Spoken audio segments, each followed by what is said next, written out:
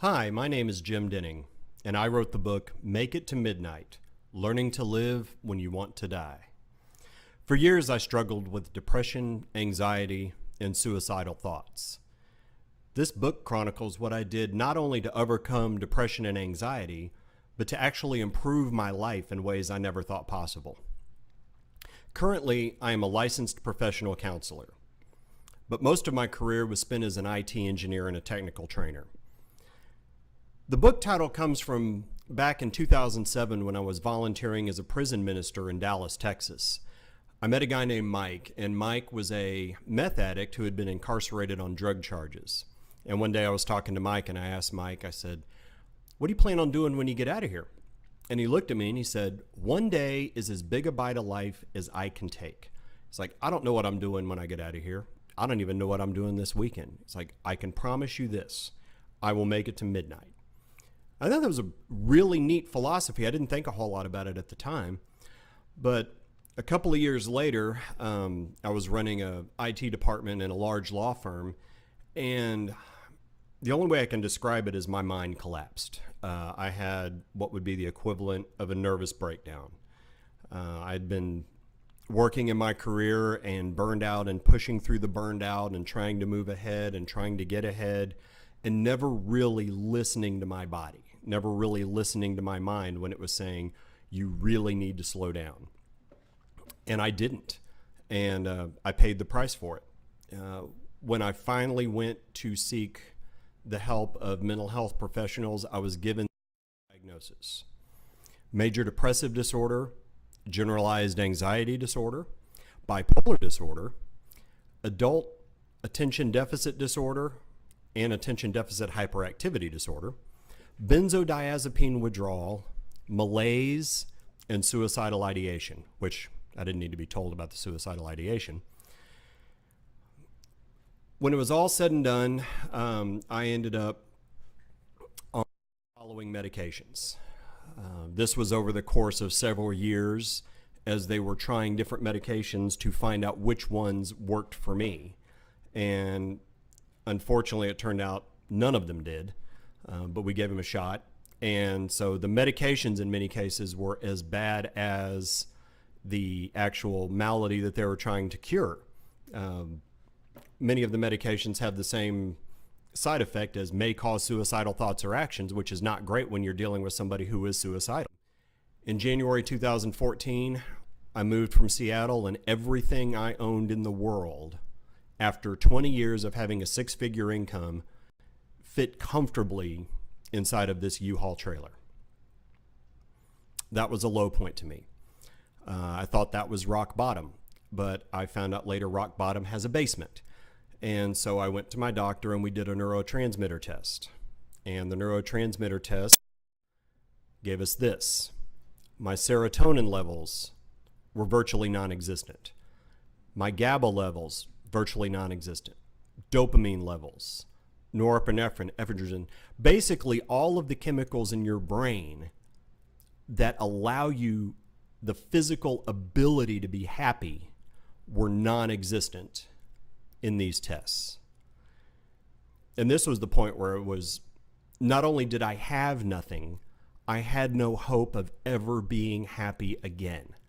Because according to these neurotransmitters, happiness was not going to happen. It was physically impossible.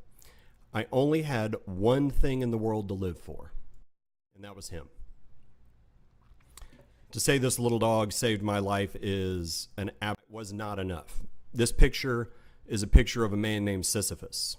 And Sisyphus is a character in Greek mythology who angered Zeus.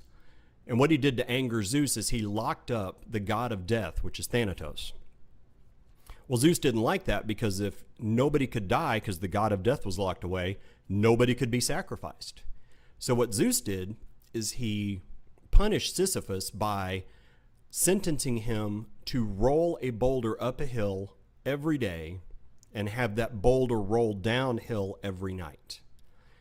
And that is basically what I was living at this point. Every day was a struggle just to start over again. And that was not helping me much at all. But it was a step in the right direction. And so my mantra over and over again for these first few weeks and months was just make it to midnight one day. That's it. When I started studying the brain to figure out how I could improve my situation, I came across this quote by Ian Stewart. It said, if our brains were simple enough for us to understand them, we would be so simple that we could not. And this is true. I started attacking the brain, my brain specifically, not as a mental health problem, but more as a computer problem, in that the brain is a mechanism of sorts. And so I decided as a computer engineer to start learning as much as I possibly could about it, up to and including getting a degree in counseling, learning and studying neurofeedback, auditing classes, auditing lectures, searching everything I could online. And I found there's actually an incredible amount of information online that is not taught in school, even in universities. The first thing I realized, I'm a car guy, so I'm going to use a lot of analogy. When most people look at a car engine, this is what they see.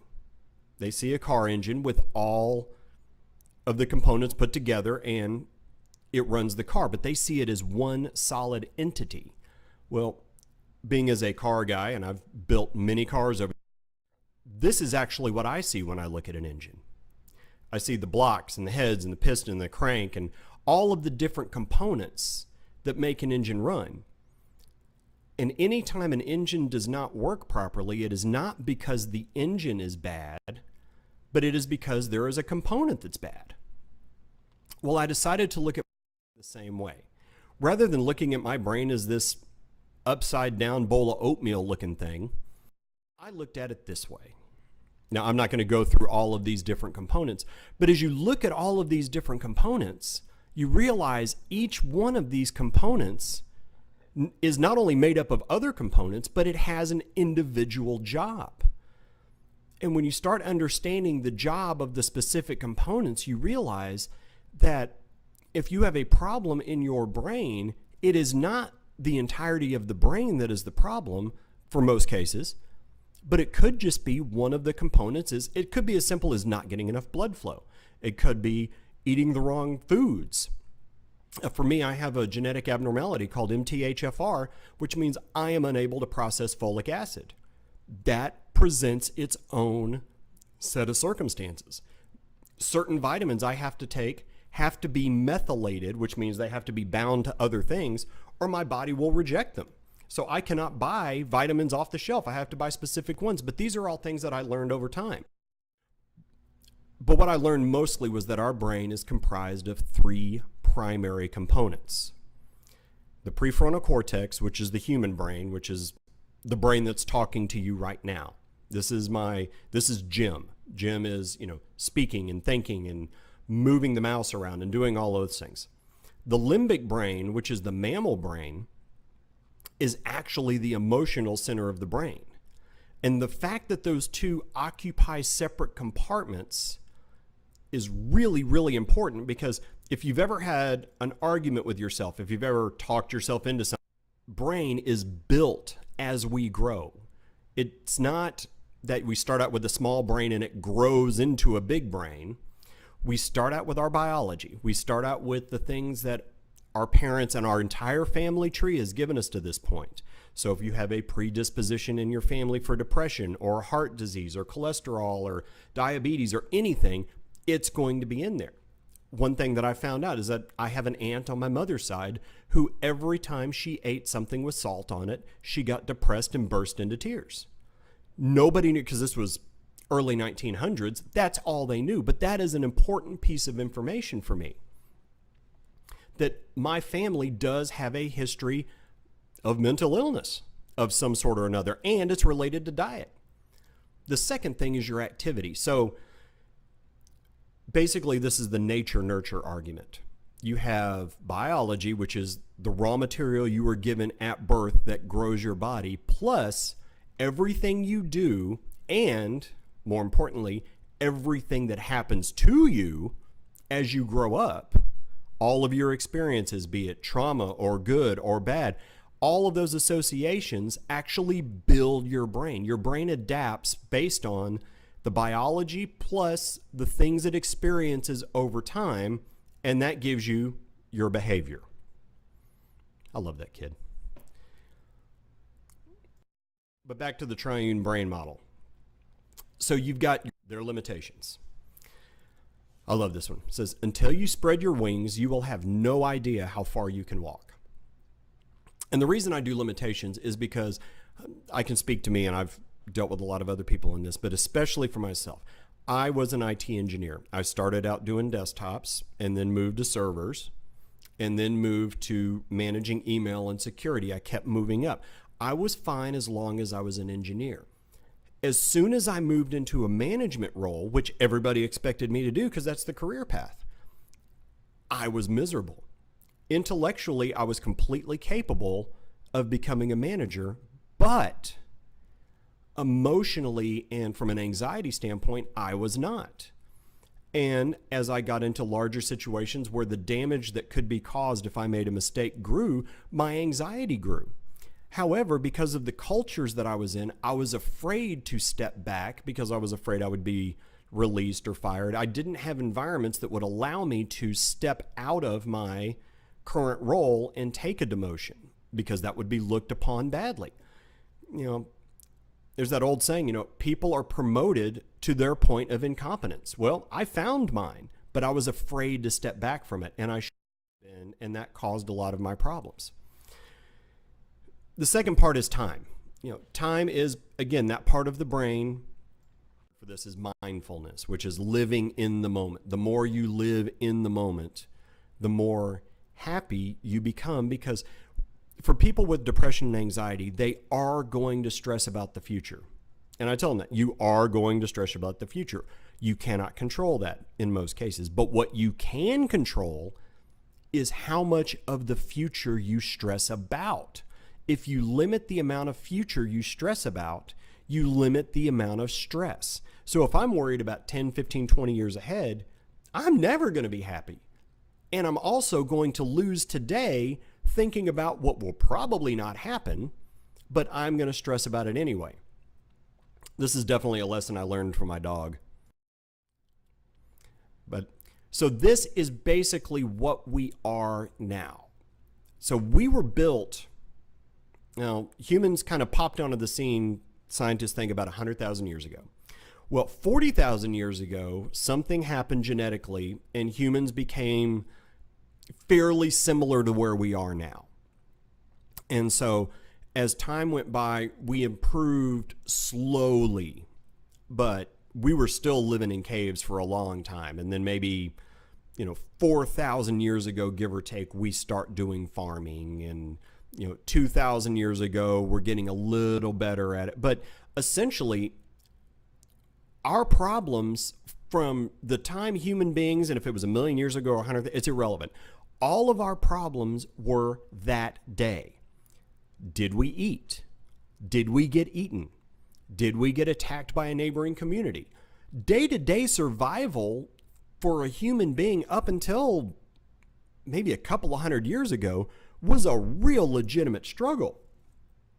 And so our brains from 100,000 years ago until 1800 were built around, did I survive today? And then all of a sudden, with the Industrial Revolution and the technological revolution and all the revolutions that happen, we don't struggle day to day to survive. So all of our problems are way out in the future, but our brains have not caught up yet. We are still that type of brain. So the more we extrapolate out into the future our stress, the more that our brain, the emotional brain that has no concept of time, lives in distress. We are not built for the slow trickle stress of a mortgage and a credit card payment and a car payment and a phone payment and the internet bill and tuition and saving for tuition and 401k and when I retire. And we were not built for that, but that is the world we live in. And that, in my opinion, is the escalation of mental illness, is because so many people have so much anxiety because they're worried about how they are going to survive 10 years from now. Or they're worried about how they're going to pay their mortgage at the end of the month.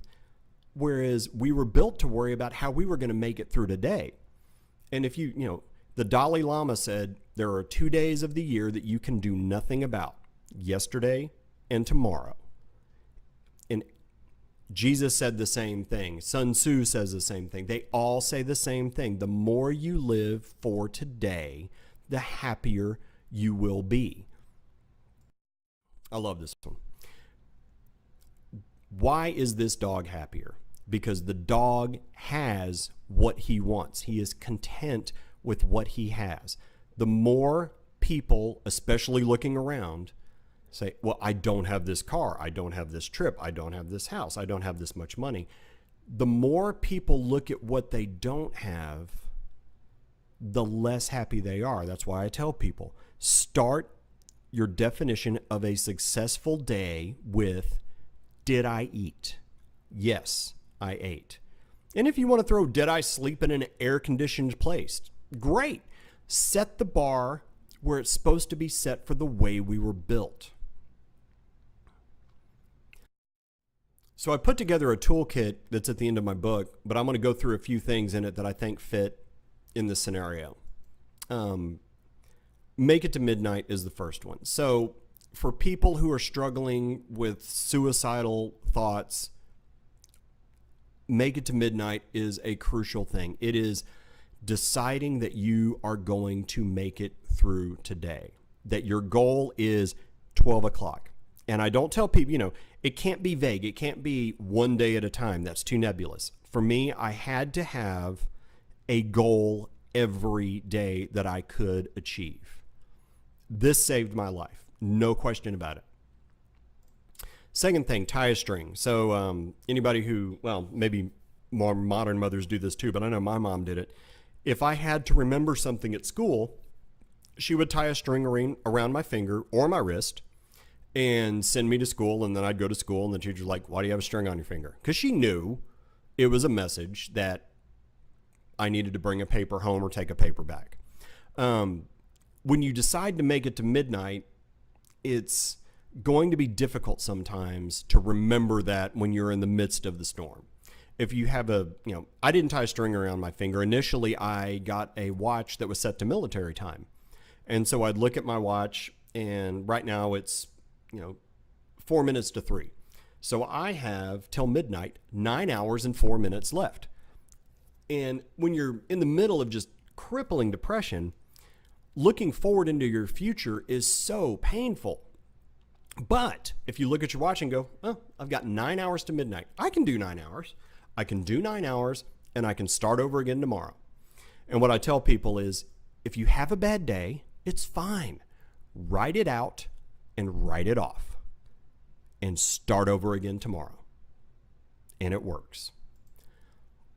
Plus or minus 15 is something that I came up with. It's basically, if the thing you are worried about did not happen 15 minutes ago or is not happening in the next 15 minutes, do not stress on it. You can absolutely prepare for it. You can study for it. You can save for it. You can do everything you need to do to prepare for it. Do not stress on it. Good example of this is if you have a meeting Monday morning that you think is going to be uncomfortable and you find out about it Thursday afternoon. Do not spend your entire weekend worrying about that meeting. Now, gather the information you need, prepare the information, get ready for the meeting, but don't stress on it. Do not let a Monday morning meeting that is going to happen anyway ruin your weekend. Plus, if you don't, you will have a nice weekend. You will be relaxed. And when you walk in Monday morning, which if the meeting's at 8, start stressing at 7:45, you will walk into the meeting refreshed as opposed to spending a sleepless weekend stressing about a thing that may not be a big deal. I do not know how many times I did that, where somebody who is a boss of a boss said, hey, I want to have a meeting with you. I'm coming with all sorts of just random thoughts of the horrible things that are going to go down. I walk into the meeting, it's like, hey, I'm having a problem with this thing. Can you fix it? I lost a weekend over that. So it's a very useful tool. Again, I need brackets. I need the brackets. I need 15 minutes in the past, 15 minutes in the future. And an example of something in the past is if you say something to someone that you wish you hadn't said. If you talk to someone or do something that you wish you hadn't done. People with depression and anxiety have a tendency to beat themselves up. Now we go back to the adult brain and child brain, or the neocortex and the limbic system. Beat yourself up. Limbic system does a thing, sends an email it shouldn't send. The neocortex beats up the limbic system. Great. Do it for 15 minutes and then drop it. If you offend somebody, apologize. Ask for forgiveness and then drop it. The next thing, if you are dealing with depression, anxiety, and suicidal thoughts, especially with suicidal thoughts, tell someone. Tell someone for them. I work with a lot of people who are survivors of suicide. For many people who are survivors of suicide, the first sign they got was that their loved one died. And they have spent their entire lives from that moment forward wondering what they could have done. Please, if you are thinking about ending your life, go talk to some, just pick one person that will miss you and say, this is what I am thinking. Can you help me? And I guarantee you they will. Don't fake it. This is really important. This is a lesson that I learned. When you have depression and anxiety, a lot of people will say, well, just fake it till you make it. Just fake it till you make it. Fake being happy, and then after a while, you'll be happy. Okay, well, that never works. It's kind of like when I decided to become a counselor. I didn't fake being a counselor for 7 years, and then all of a sudden my license showed up in the mail. I went to the university and said, how do I become a counselor? They gave me a plan to get my master's degree. I completed my master's degree. Then I went to the state and said, how do I become licensed? The state gave me its list of rules to become licensed, which is 3,000 hours of internship. I did my 3,000 hours of internship. Then I drove back to Austin with my proof. They gave me a license and I went from there. I didn't fake anything. I followed a plan. I followed a very well-defined plan.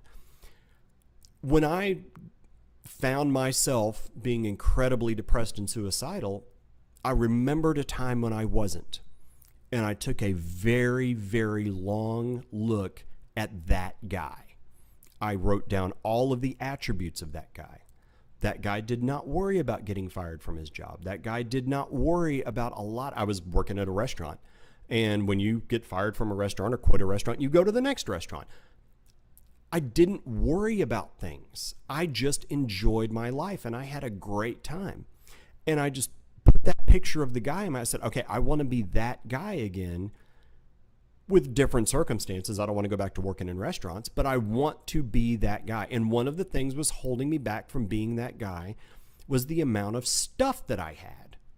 I had too big of a house, too big of a mortgage, too nice of a car. I had way too nice of things to not worry about them every month. So I made the decision to get rid of those things. So now I have a much smaller house and a much smaller, simpler car.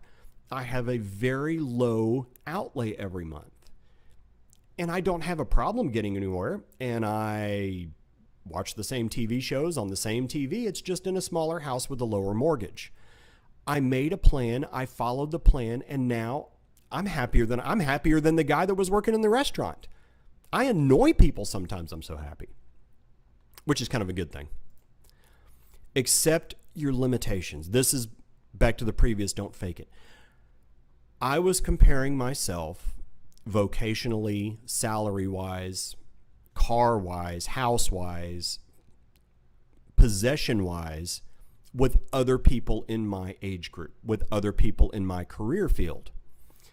And while I am intellectually every bit as strong as they are, emotionally, I am far more sensitive. So these are people who advanced into management positions and director positions and vice president positions. I cannot. And the more that I tried to force myself and force my emotional brain, which I gave a name, I called him Slick at this point. The more I tried to force Slick into those positions, the more depressed and anxious I got. And that finally led to my breakdown December 4th, 2009 at 2 p.m. I had to accept the fact that I am not built to be an IT director or a vice president or a CEO or even a manager. And that limitation limits my salary. And that limitations limits what I can do. So there are going to be people in this life who have nicer stuff than me. And I'm fine with it. This is an interesting one. This is one I stumbled across when I was extremely depressed one day. I was in Colorado and I was walking out. I was coming out of a conference and I walked out and a bus drove right in front of me. And my first thought was, if I had taken one more step, this would have all been over. You see, there's two kinds of suicidal thoughts. There's active and passive. Active suicidal thoughts is when you decide, I am going to end my life. Passive suicidal thoughts, which is far more common, is I'm not going to end my life, but if my life ended, I wouldn't be terribly upset. I was there for a very long time. And when that bus almost hit me, I was disappointed that it didn't. And then I went into a Starbucks and I saw a lady who was dressed very nice. And I just blurted out, wow, that is a really nice outfit. And her face lit up and she said, thank you so much. You made my day. And my mood lifted. And I don't know why. I'm sure there's, genetics or biology or neurology. There's something behind it. Doesn't matter. If I wake up and I'm not as happy as I want to be, I resolve that I am going to compliment 5 people. And throughout the day, I will compliment 5 people. And without fail, I am in a good mood when it's over. And the last one is hug the cactus. I mentioned that I'd given my limbic system, my emotional brain, the name Slick. The reason I gave him the name Slick was because he was very smooth when I was suicidal. He was the one that was saying, I want to die. But he didn't do it overtly. I never wanted to commit suicide. It was just whenever I had a particularly bad day, I would hear this voice in the back of my head. It's like, hey, man, you don't have to deal with this. You can end this. He was very smooth. And so I called him Slick. Well, for years, I fought against Slick. For years, Slick and I were battling it out, beating myself up, tearing myself down, all of those metaphors.